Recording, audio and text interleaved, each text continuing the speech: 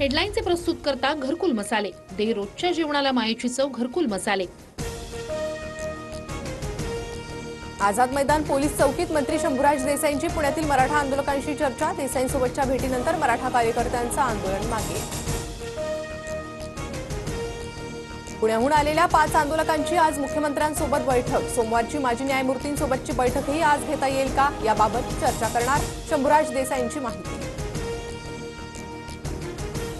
वडीगोद्रीत मराठा आणि ओबीसी कार्यकर्ते आमने सामने. मराठा संघटनांच्या बाईक रॅलीवेळी दोन्ही गटाच्या कार्यकर्त्यांकडून घोषणाबाजी.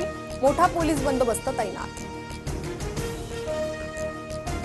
जरांगे पाटलांचं सलग 6व्या दिवशीही आंदोलन सुरूच. मनोज जरांगेंच्या समर्थनार्थ आज पुणे आणि जालना परभणी बंदचीही हाक.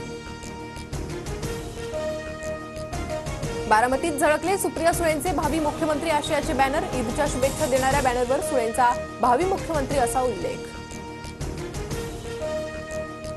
चांगलं काम करणाऱ्यांच्या पाठीवर थाप बसणार की राजकीय गोंधळ घालणाऱ्यांनाच मतदान करणार? वरळीकरांना राज ठाकरेंचा सवाल. वरळीतून राज ठाकरेंनी प्रचाराचा नारळ फोडला.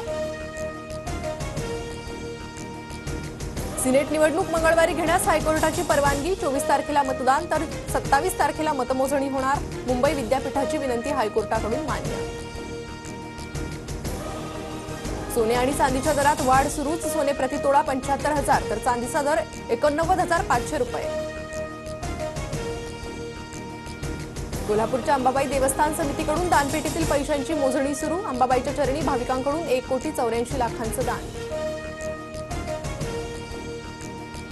26 ते 29 सप्टेंबर मुंबई ठाण्याला जोरदार पावसाचा इशारा तर नाशिक, नागपूर, संभाजीनगर, धुळेसह इतर जिल्ह्यात मुसळधार ते अतिमुसळधार पावसाचा अंदाज.